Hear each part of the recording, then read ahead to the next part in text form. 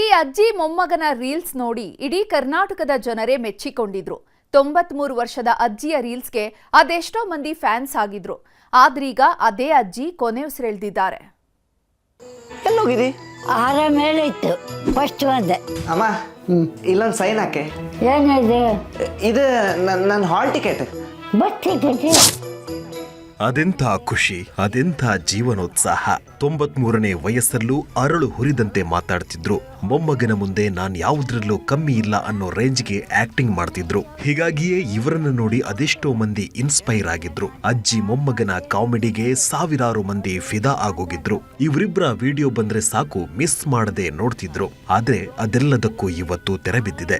Social ಮೀಡಿಯಾದಲ್ಲಿ super ಅಜ್ಜಿ ಅಂತಾನೆ ಕರೆಸಿಕೊಳ್ತಿದ್ದ ಲಕ್ಷ್ಮೀ ನಾಯ್ಕ್ ಕೊನೆಯುಸಿರೆಳೆದಿದ್ದಾರೆ.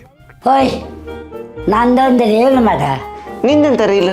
ಅದೆಲ್ಲ 20 ನಿಂಗೆ ಬೇಡ, ಸುಮ್ಮನೆ ಬಾ. ಇನ್ಸ್ಟಾದಲ್ಲಿ ಹವಾ ಎಬ್ಬಿಸಿದ್ದ ಅಜ್ಜಿ ಮೊಮ್ಮಗ. ಇಳಿ ವಯಸ್ಸಿನ ಅಜ್ಜಿಗೆ ಮನಸೋತಿದ್ರು ಕರುನಾಡಿನ ಜನ. ಮ್ಯಾನೇಜರು ಕಟ್ ಮಾಡ. ಉದ್ದ ಖರ್ಚು ಮಾಡಲ, ಅದು ಖರ್ಚು ಮಾಡಲ. ಸರಿಯಾಗಿ ಕಣ್ಣು ಕಾಣ್ತಿರ್ಲಿಲ್ಲ, ಕಿವಿಯೂ ಕೇಳಿಸ್ತಿರ್ಲಿಲ್ಲ, ಗಟ್ಟಿಯಾಗಿ ನಿಲ್ಲೋದಕ್ಕೂ ಆಗ್ತಿರ್ಲಿಲ್ಲ. ಆದ್ರೆ ಮೊಮ್ಮಗನ ಜೊತೆ ರೀಲ್ಸ್ ಮಾಡೋದಕ್ಕೆ ಇಳಿದ್ರೆ ಮಾತ್ರ ಹಿಂದೆ ಮುಂದೆ ನೋಡ್ತಿರ್ಲಿಲ್ಲ. ಮೊಮ್ಮಗ ಹೇಳಿಕೊಟ್ಟಂತೆ ಅರಳು ಹುರಿದಂತೆ ಡೈಲಾಗ್ ಹೊಡಿತಿದ್ದ ಲಕ್ಷ್ಮಜ್ಜಿ ಅದೆಷ್ಟೋ ಜನರ ಪಾಲಿಗೆ ಫೇವರಿಟ್ ಆಗಿದ್ರು. ಮೊಮ್ಮಗ ಸೂರಜ್ ಯಾವುದೇ ವಿಡಿಯೋ ಮಾಡಿದ್ರು ನಿಮ್ಮಜ್ಜಿ ಎಲ್ಲಿ ಅಂತ ಕಮೆಂಟ್ಗಳ ಸುರಿಮಳೆ ಬರ್ತಿದ್ವು. ಅಷ್ಟರ ಮಟ್ಟಿಗೆ ಜನ ಇವರನ್ನ ಇಷ್ಟಪಡ್ತಿದ್ರು. ಸಿಸಿ ಕ್ಯಾಮ್ರಾ ಹಾಕುವ. ಬ್ಯಾಡ್ವೆ, ಅಂತಕ್ಕೆ ನೀನೇ ಇದೆಯಲ್ಲ.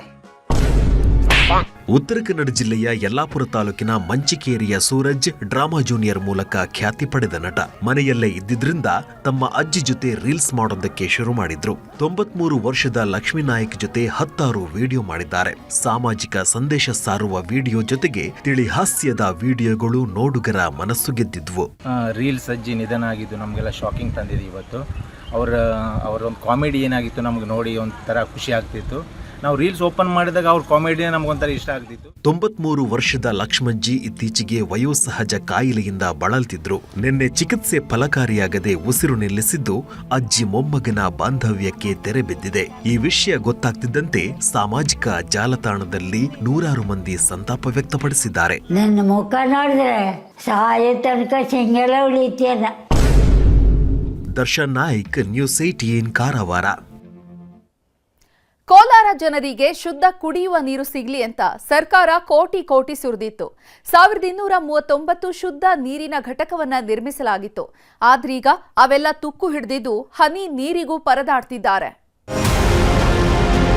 ಕೋಲಾರ ಜಿಲ್ಲೆಯಲ್ಲಿ ಕುಡಿಯೋ ನೀರಿಗಾಗಿ ಹಾಹಾಕಾರ ಶುರುವಾಗ್ಬಿಟ್ಟಿದೆ. ಜಿಲ್ಲೆಯಲ್ಲಿ 15 ರೂಪಾಯಿ ಕೊಟ್ಟು ಕೊಂಡ್ಕೊಂತಾ ಇದೀವಿ ನಾವು.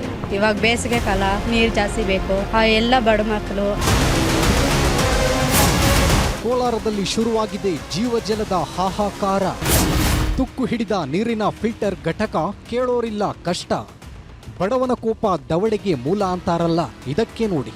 ಬಡವರು ಕಣ್ಣೀರಿಟ್ರೇನು, ಬಡವರು ಹನಿ ನೀರಿಗೂ ಪರದಾಡ್ತಿದ್ರೇನು. ದೊಡ್ಡವರು ಅನಿಸಿಕೊಂಡವರು ಮಿನರಲ್ ವಾಟರ್ ಕುಡ್ಕೊಂಡು ಆರಾಮಾಗಿದ್ದಾರೆ. ಹೀಗಾಗಿ ಜನಸಾಮಾನ್ಯರ ಕಷ್ಟ ಯಾರಿಗೆ ಗೊತ್ತಾಗುತ್ತೆ ಹೇಳಿ. ಸಮಸ್ಯೆ ಆಲಿಸಬೇಕಿದ್ದ ಅಧಿಕಾರಿಗಳು ಕೂಡ ಗಡದ್ದ ನಿದ್ದೆಗೆ ಜಾರಿದ್ದಾರೆ. ಕೋಲಾರ ಜಿಲ್ಲೆಯಲ್ಲಿ ಹನಿ ನೀರಿಗೂ ತತ್ವಾರ ಶುರುವಾಗಿದ್ದು ಶುದ್ಧ ಕುಡಿಯುವ ನೀರಿನ ಘಟಕಗಳೆಲ್ಲ ತುಕ್ಕು ಹಿಡಿದು ಹೋಗಿವೆ.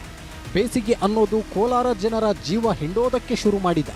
ಹೀಗಾಗಿ ಜನರ ಧ್ವನಿಯಾದ ನ್ಯೂಸ್ 18 ಕನ್ನಡ ನಮ್ಮೂರಲ್ಲಿ ನ್ಯೂಸ್ 18 ಅನ್ನೋ ವಿಶೇಷ ಕಾರ್ಯಕ್ರಮದ ಮೂಲಕ ಅಧಿಕಾರಿಗಳನ್ನ ಬಡಿದೆಬ್ಬಿಸುತ್ತಿದೆ.